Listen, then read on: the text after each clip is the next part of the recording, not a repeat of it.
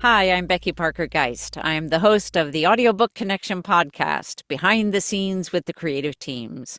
I'm also president of Bay Area Independent Publishers Association and the CEO and founder of Pro Audio Voices and Amplify Audiobooks, providing audiobook and podcast production, distribution, and marketing. And I'm super excited to have with me today Benjamin Smith. Benjamin is the author of Why Are You Sick? How to Reclaim Your Health with the Ultimate Health Model. Benjamin, welcome. Hello. Thank you very much for having me. Yeah, glad to have you here. Tell us a little bit about yourself. Uh, where did you grow up? Let's start right there. Yeah. I was born in Los Angeles in Santa Okay. Monica, Hmm. and I lived there till I was about 7 or 8. Moved to up to the Northern California because my mom and dad got divorced. This is my real mom because Hmm. that's what I'm talking about in the book too. Uh, and she moved to a place called Sebastopol, which is Wow. in the Bay Area. Yeah. And yeah, and so I had to come. I can't stay by myself in LA, so I had to go with her. And so I was in Sebastopol for till I was about 15. Then I moved with my dad. We moved back to Los Angeles, and I finished high school there. Then I went to Humboldt State because my dad was going to kick me out if I didn't go to school. Get a job or go to school. I'm like, school sounds easier than getting a job.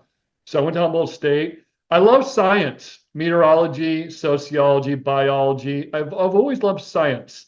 And so I did that. And then I didn't get a degree. Somehow I wound up back in Santa Rosa, which is in Bay Area as well. And I've been there ever since. I went to the junior college here. Same thing. I just studied, not random stuff, but biology and psychology. And I Yeah. just didn't know what I wanted to do. Yeah. Uh, I've always wanted to be a doctor from when I was a kid, but I'm like, I don't want to go through 8 years of school. I'm Mm. like, I was always interested in how the body works. So, long story short, I started cleaning carpets for a guy doing carpet cleaning when I was about 35 years ago. My friend said, "Why you want to buy my auto detailing business?" I said, "Okay, I'll buy your." I knew nothing about auto detailing. And so 30 years later, I'm still doing that a little tiny bit. Mm.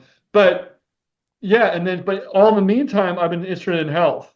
Yeah. I want to be a naturopath Yeah. and all that stuff. And so Yeah. that's kind of where I got started in like my interest in health. Yeah. And did you have in it? I'm curious when an interest in writing came along, or was it really just in service of the message that you Yeah, had? Yeah. the message. Yeah, because so my interest in writing came along when my friend said, "Why don't you write a book?"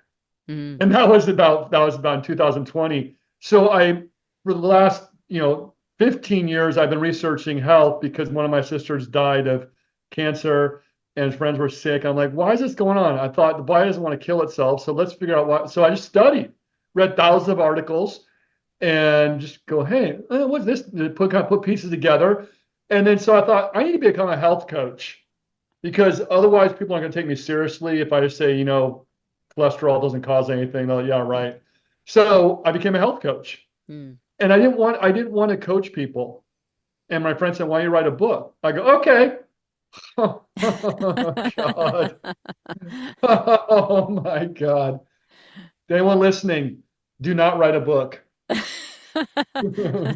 had I no idea. I yeah. was just excited. I'm like, oh, okay, Right. I can share my ideas, Right. but Right. it was agonizingly difficult Yeah. putting all that stuff into words and Right. making it simple.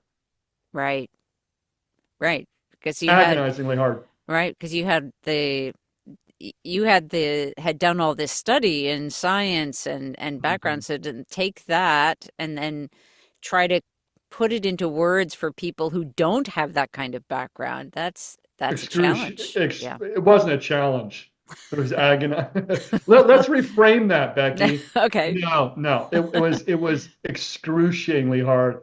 If you ask my stepmother, I was on the phone with her every day while I was writing my book, my manuscript. I told my mom, I can't do this. I'm done. Nope. Nope. I'm done.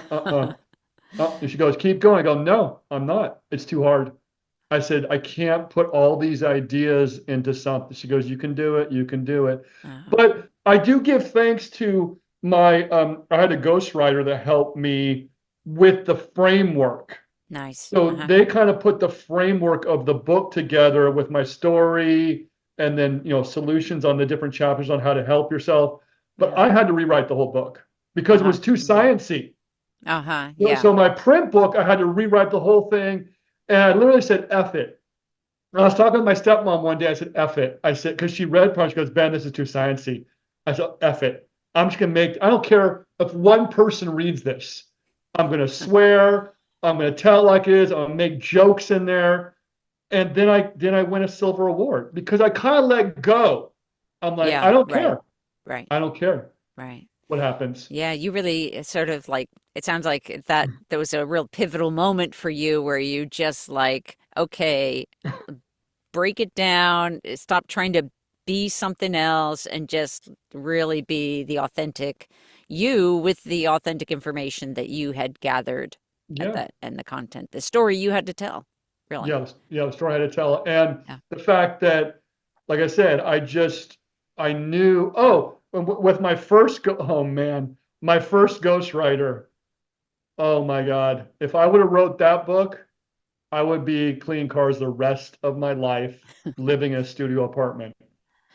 I mean, she was a very nice lady and she was a professional, but I just thought because you're so wonderful, Becky, and your skills are so high, I assumed everybody else was too. So my first ghostwriter, she's a professional ghostwriter. Okay, can you help me write my book? Yeah. And I start reading this. I'm like, no one's going to read this. It's too sciencey. I mean, Hmm. and you've been doing this for 30 years? Are Yeah. you serious? Yeah.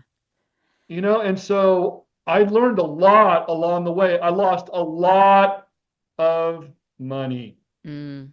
along the way. Oh, Because we all have to sorry. learn. Yeah, we do. Yeah. We all have to learn the hard way, the hard knocks Yeah. and lessons. And, it's been very difficult, but also very rewarding from Yeah. making these two books. Yeah. So, I, I just want to circle back to something you said earlier. So I know that you lost a sister to cancer. I also lost a sister to cancer. And I'm curious how old you were at that point. Were I you was, an yeah, adult? I was, Yeah. it was in 2012, so I was Oh, 42. okay. Yeah, Okay. Yeah. 43. Yeah. And you were seeing other people in your life around you just sick Yeah, and yeah, I get sick. Once I made my book, hmm. this was before the audiobook. Yeah. One of my best friends, um, their their dad had diabetes really bad, and I said, Dave, could you please look at my model that I created? Yeah. It's not going to harm him. It might help him. Right. He does the thing on the green side. Don't do things on the red side. He can get he might get better. He might not, but it's not going to harm him. Oh yeah, Ben. Yeah, yeah. And he passed away. And Hmm. so for me, what's very difficult, Becky, is that people I know, friends, family, they don't listen. Yeah. And I have a solution that uh, is not going to will help them in some aspect, Right. Right. and have people not listen. And so when this with your podcast and with the audiobook getting bigger, winning the awards, my message will get out there more and more, and people will go, thank you for helping me. Yeah. And so that's what I'm looking for. I was hoping for my family or my Right. friends, and they ignore me, and their family members die, and it's very hard to deal with. Right. Yeah. Yeah. No, I totally understand. And, there's knowing that you're like, I have confidence as well that, getting this out there, if it saves one life, I mean, what a gift this has been. And, and we'll talk more about the audiobook, a little bit later in this episode, but the I love that you had from the beginning that you knew that it was important to speak the language of the people you were trying to reach. And there Yes. are so many health books that are just, Sorry, uh, I'm clapping loud because they're so over people's heads, and they, yeah, yeah. And yeah, you just feel like, how could I do a thing? I just really give me a straightforward something I can some content I can understand, I can pick it up, I can start to utilize, I can make a yeah, difference. I mean, there are things, just simple steps yeah, in Why Are You Sick yeah, that just while working on the project, I was like, oh, yeah. okay, I'm going to pay attention to that in my life. And I was surprised at, like, I discovered, like, I thought, oh yeah, I breathe through my nose like almost all the time. Then I was just, and I discovered because I No, paid attention to it, no, because you you don't. brought it to my consciousness, and I Yeah, realized how often that's not the case. And yeah. so I've started to shift, and so just these little things, that even if the listeners take away a one nugget, two nuggets, or all of them, I mean, it's just full of Of great nuggets. of nuggets. Um, that there are significant changes that can happen as Yeah, a result. absolutely, absolutely. And I think too, what you're saying about the other audio health books, and not some of them are not great.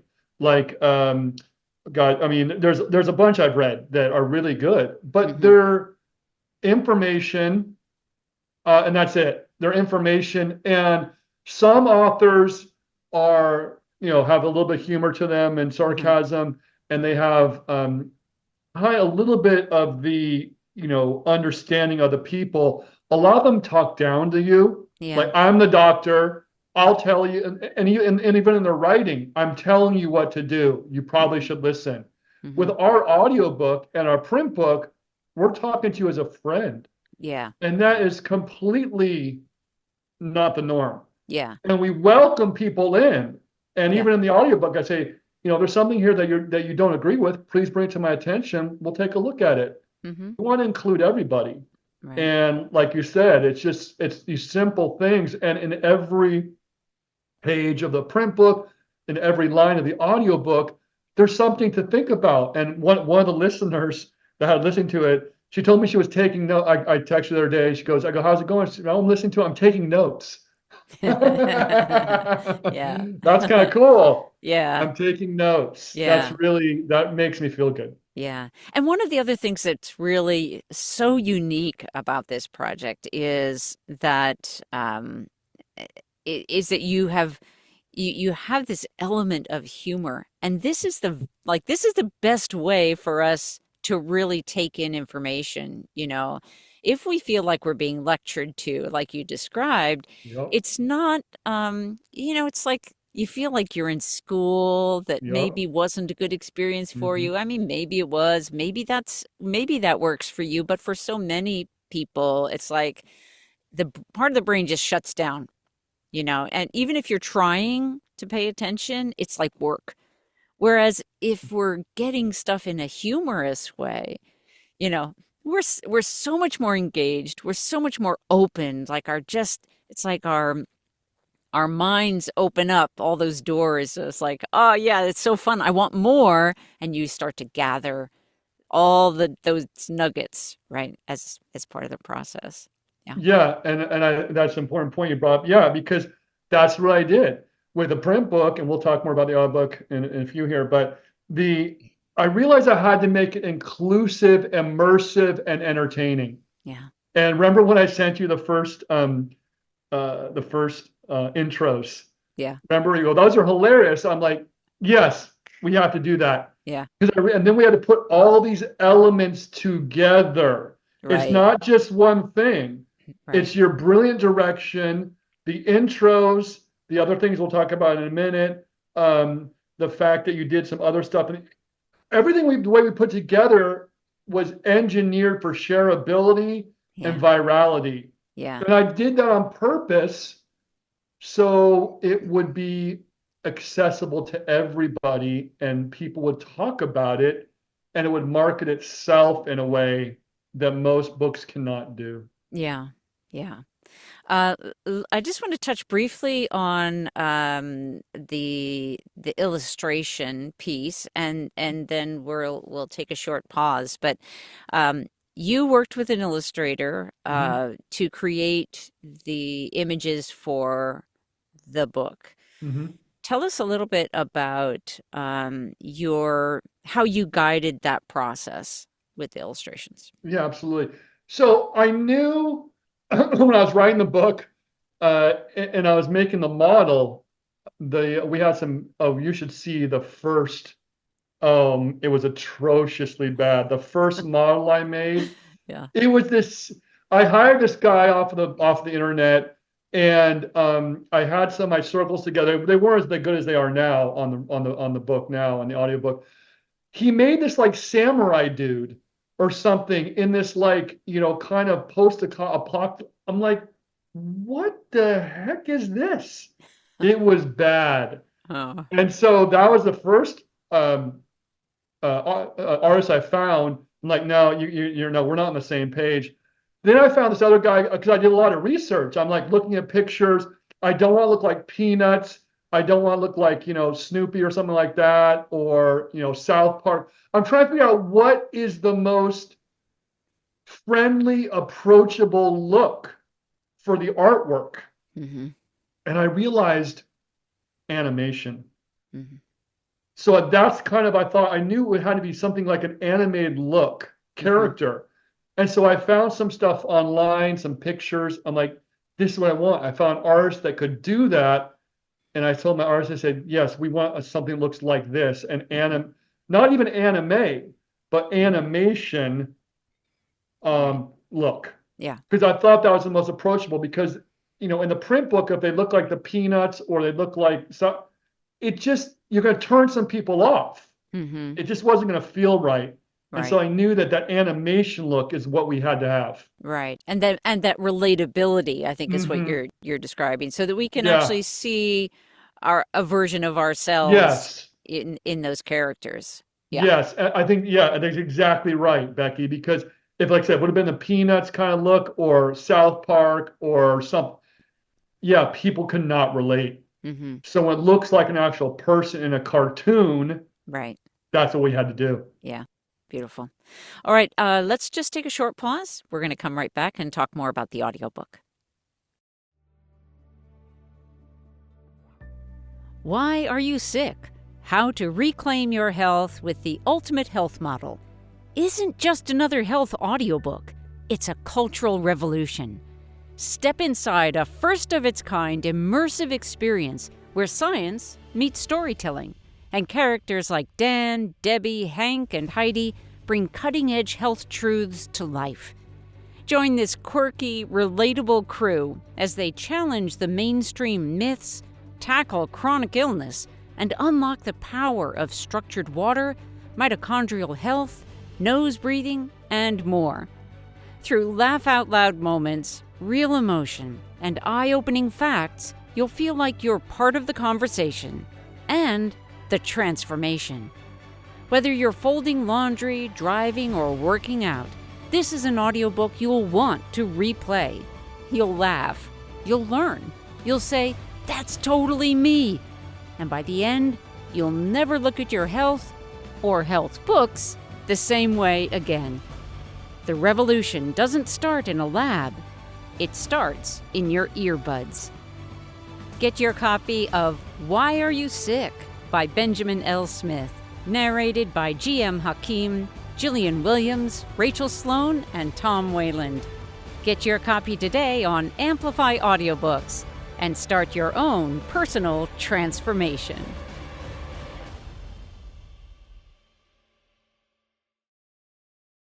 So, talking about the audiobook, Benjamin, you had a vision when you came to us, and tell our audience a little bit about what that was. We've touched on it a bit, but go for it. So the vision was, I met this lady back in 2024 at a low carb conference in Austin, Texas, when I was trying to promote my print book and talk about ag, and no one cared. So I saw her again in February of this year at a conference in Vegas. And I go, oh, hi, Dory. We start talking. And she goes, why are you doing an audiobook? No, I don't want audiobook. I don't want to do audiobook. More work. Then a bright light went off in my head. I'm like, wait a second. All my cartoon characters can do the narrating and talking. Yay! Yeah, that was easy. So that was the vision. I had this vision of, okay, Hank, Heidi, Debbie, and Dan can narrate the whole thing. They'll joke back and forth, they'll tell jokes. And I had no idea about the game show we were going to put in there or the other things, the challenges. We kind of put all these pieces together, one by one. But the vision was they can all narrate it. And I thought, if we do that, that's going to be a game changer. Yeah. It's going to set us apart from every other audiobook, health audiobook out there, because no one has characters and they're all single narration. And they, so we stand right there. Yeah. But as you know, people listening, do not do an audiobook unless you want to pull your hair out. It was agonizingly hard. The vision was easy, but trying to put all the, I can't believe we've done it, Becky. I'm happy we've done it. I'm happy it's done. Don't ask me to write another audiobook for 10 years or a print book, because I'm not doing it. But I don't even know how we did it. Yeah. Well, I'll share with our listeners a little bit about the process and what we went through. So you came to us with that vision, and then we went through with our manuscript team to get, to try to bring that vision to life and to find, like you'd already provided, chunks of content that could be added in as a part of the experience. And then as we looked through, finding the, what would be the most fun, the most engaging ways to pull it all together, right? To really bring it to life. So let me say something really quick. Yeah. For people listening, the audiobook's a completely different book. So if we would have just taken our print version and had even all the characters just narrated, it wouldn't have won these awards, because it's not, we had to create a whole entertainment experience. So we had to redo the whole, as you know, you and Neil, we had to recreate the whole book from the ground up to make it into this interactive experience, as you know. Yeah. Yep. And so it became much more like a whole production, like a movie in the mind, right? Yeah. Very entertaining. So, and you brought up the awards. I want to highlight one that was recently won for the audiobook, the Literary Titan Award. Here, just a couple quotes from that for our listeners. It says, listening to the audiobook, I found myself reacting in waves. At times, I was nodding along with genuine excitement, especially when Smith explained concepts like structured water or the overlooked rule of chronic dehydration. The narrator's voice is soothing but carries conviction, which makes the listening experience feel calming and informative. The narrator's passion kept me engaged, and I couldn't help but admire the author's dedication to challenging the status quo. Yeah, and back about the narrator's voice, soothing and calming. Remember when we had to I had to pick all the actors? Yep. There's another excruciating, agonizing part. That was 30 people we had to go through. I'm like, does this sound right? Is that something? No, I'm not. Does this sound right? No. Is this person? That was agonizingly hard, because I didn't know if that's going to really sound like the Hank that me and my artist drew. Does that sound like Hank? And now that it's done, the actors were fabulous, and they GM, he sounds like it'd be Hank. And Heidi's voice is so warm and inviting, charismatic, playful, sassy, but she's a brilliant mind, just like Hank.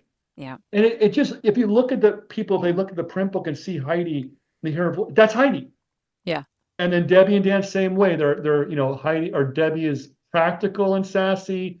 Dan's your everyday dad who's kind of, skeptical, but the voices really fit. Yeah. And thank God, because like I said, all these things had to come together perfectly. Otherwise, it wouldn't have got the 5 stars and up Yeah. for a gold award. There's just no way because it Yeah. just had to come together and be engineered with, and I say engineered because you did this with precision. And I want to say something about chapter 10 that I've been told you before is that in chapter 10, we talk about thoughts and emotions. You strategically just put Hank and Dan in there, like two dudes talking, because chapter 10 is Mm-hmm. on thoughts and emotions. Yeah. Two dudes talking about their feelings. Yeah. And I don't know if you did that consciously or subconsciously, but it was brilliant to break up all of them together and Yeah. have this really intimate conversation with Dan and Hank. Yeah. And dude, guys are going to go nut. This is going to change the face of therapy. People are going to start going to therapy more. But that was just stuff like that was brilliant on your part and your direction of the way you directed the actors. And one thing too, my friend told me, he goes, when I had him listen to some of the voices, he goes, is that AI? I'm like, no, they're real actors. No. He goes, how much you paying for this? I said some money. He goes, why don't you go to your local just go to the local JC and hire some actors and have, I said, are you nuts? Yeah. You really think that's going to work? He's all, yeah, they need jobs. I'm like, I need someone professional to do. Imagine if I would have hired like some amateur actors. Yeah. You That wouldn't would have have had been the whole. results. Of Yeah. course, that'd have been horrible, Yeah. Yeah. horrible. Yeah. Um, yeah. Also, I wanted to call out something else that's really unique about this is the Yeah. calls to action. So this was something that you brought up that you wanted to have these throughout, and I'm fully in support of these of having calls to action on a regular basis. And I loved the way, we found the moment so Mhm. it's not overwhelming or it's not like too No. much. It's just like I feel like it's just sprinkled in the Perfect. right Yeah, amount. it was perfect. And remember when the first ones I sent you, Yeah. it was like it was just a comedy routine. Yeah. And you go, Ben, we can't do this. I said, why not? It's, there was every 5 minutes there was a challenge. Yeah. And you go, Ben, we can't do this. Yeah, it'd be too And much. I said, Yeah. no, Becky, I'm like, I'm like, I want to do this. I want to be as interactive as possible. And thank God for your direction. You said, we cannot do this. I said, okay. And Yeah. because you're right, that wouldn't have worked. It would have been too much. And now with the calls to action, the challenges, there's like one in every chapter, but it just gets people go once they start listening to like the breathing chapter or the structured water chapter, and then we have a challenge, Yeah. then it's just they can do it. And in chapter 10, I'm not gonna tell people what that challenge is, but you know what it is, but people Yeah. might start crying there. Yeah. And it's kind of I want to leave that as a surprise, but it's emotional roller coaster in this audiobook from Yeah. laughing to crying to clapping at the acknowledgments. And I knew to do that. I knew to do that because the more we involve the listener, the more they're going to say, "Oh my geez, I got to tell John about this or my brother or you got to hear this. This is Right. remarkable." Right. And also, I think that, some of the calls to action where they're, posting on social media, for example, about, answering a question or, sharing their experience with some change that they've tried. This is community building, right? This Hmm. is a way to Hmm. realize, even though listening to an audiobook is generally a very solo Hmm. experience. And it's a Hmm. way to help the audiobook be leverage for Hmm. helping them succeed with their own health goals. And I think Yeah, it's beautiful. yeah, and I think what's important about that too is just like you said, that most audiobooks are a single thing. People listen once, they don't even listen to the whole thing because they're bored or they've heard that information, whatever. They listen to half of it, they just okay. They don't tell anybody. Ours is an ecosystem where we've created a way for people and families and communities to get together and literally listen to the audiobook as a group of people. Yeah. We brought this experience into a shareable way that no one else has ever done before. And that's why I don't like to use this term, but it's historic in a Yeah. way. I mean, Yeah. literally, this has never been done before. And there are so many branches of this ecosystem that people can become involved with, like you said, community, but Yeah. this is like a movement. Yeah. So people That's right. go, yeah, they go, oh, I want to be Heidi or Hank. I want to know what they're doing. I want to buy the merchandise. I want to, I want to be interviewed by Hank or Heidi on a podcast. Once it starts going, it's going to be like a cultural movement. And I knew Right. I had to do that to stand out. So I Yeah. go, when I first was writing the audiobook or rewriting it and all doing all that, I go, how do we make this into a movement that cannot be ignored? Right. And to have that kind of, I mean, people are aware, most people are aware that, we're in a health crisis at this point. And, maybe not individually, personally, but we as a country are in, there's so much illness. And to have a fun, engaging, connecting tool at like this audiobook, Why Are You Sick, is I think it's a powerful experience. And so I'm really It's glad that that we've yeah, been it's able to it's work together to make it, bring it to life. wasn't easy, as you know. Yeah, I know. It's a game changer, and I think that, like I said, it's if we can help one person, then we've done our job. But I just think that this is going to really um, open people's eyes to why, just like the title says, why are you sick? Yeah. You don't have diet. Like, remember, we write in the book in the audiobook, diabetes is not a punishment. Right. So the body is doing everything it can to stay healthy, and it's not doing anything that it shouldn't do 24 hours a day, 7 days a week. And so whatever condition you have, there's a reason for it. And Right. that's kind of what we're bringing to this, is that you just got to look for the reasons. And the medical community has just not done that because they've been trained in a different way. Right. And so when you open your eyes, go, well, I have, Alzheimer's. Oh, you just got it from genes. What, does that even make sense that you would just start losing your mind? I mean, Right. just think about that from the common sense perspective, that you're losing your mind for no reason. It doesn't Exactly. even make sense. Right.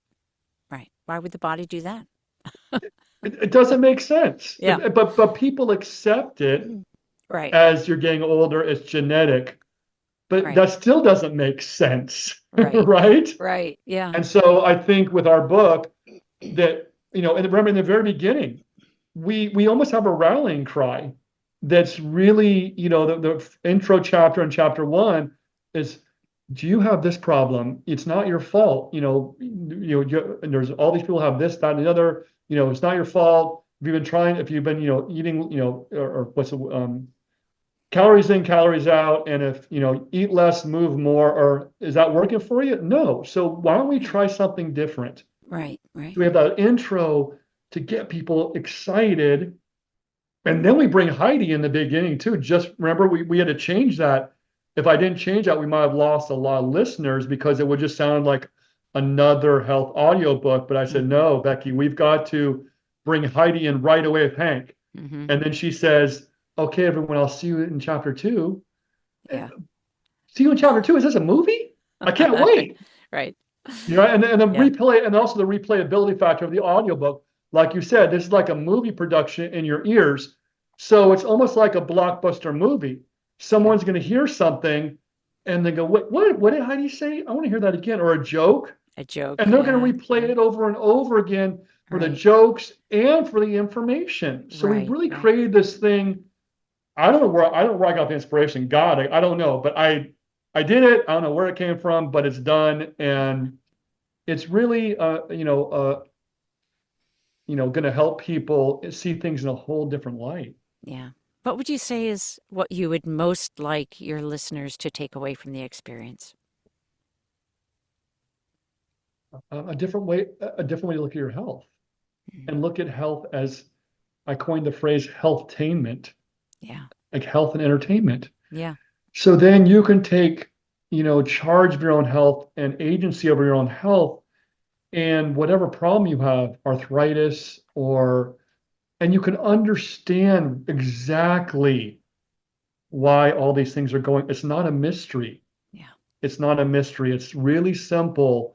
And that's what we make it for people, really simple to understand so they can, and you still need doctors for emergency room visits. And, if you're, you can't just stop a drug altogether, Right. but we need to start, understanding that health is what's been here for a million years. Yeah. Sunlight, nutrition, grounding, water, breathing correctly. I mean, this is all stuff that's been around since the dawn of time. Right. And we've lost that, right? Yeah. Where can our listeners learn more about you and your work and this movement what's your website? So it's ultimatehealthmodel.com. They can go there and they can, write a message to us. We're on Ultimate Health Model Instagram. We're on Ultimate Health Model on TikTok. Anywhere you find Ultimate Health Model, we're not on Twitter yet. We'll be there soon, probably. Anywhere you find Ultimate Health Model, that term, it's me. If it's somebody else, let me know. I'll talk to my attorneys because that's trademarked. Yeah. So you cannot find that word, Ultimate Health Model, anywhere if it's not associated with me, period. And same with the audiobook. They can go to any of the platforms. Yep. Your platform, anywhere. We're available everywhere. Yep. Print book and the name Ultimate Health Model is who we are. Yeah. And of course, the audiobook is the most entertaining of the versions. Yes, for sure. Yeah. The print book is great if you like to read solo, but if you want to laugh and literally watch a movie in your ears, yeah. The audiobook is there's it. good reason for getting both, honestly, because then you have, you can have the healthtainment version and you can also, reference back to the print for other things. So for other things, yeah. And I think too is that we didn't touch on is that we create a whole health model. Yeah. That is so besides just talking about breathing and stuff, we create a whole blueprint that a 10-year-old could understand.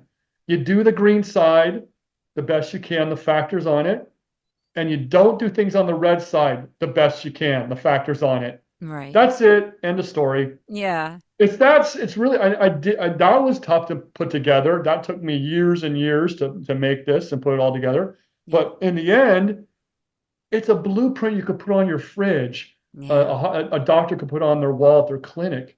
You just follow the green side. I mean, and it's not easy to do all the things on the green side, and so because one of the things on the red side is technology and EMS, and we're using that now. But you do the best you can, right? And as few things on the red side as you can, as many things on the green side as you can. That's it. It's that simple, really, right? It's that simple. Yep, yeah. It's beautiful. Well, Benjamin Smith, author of Why Are You Sick? How to Reclaim Your Health with the Ultimate Health Model.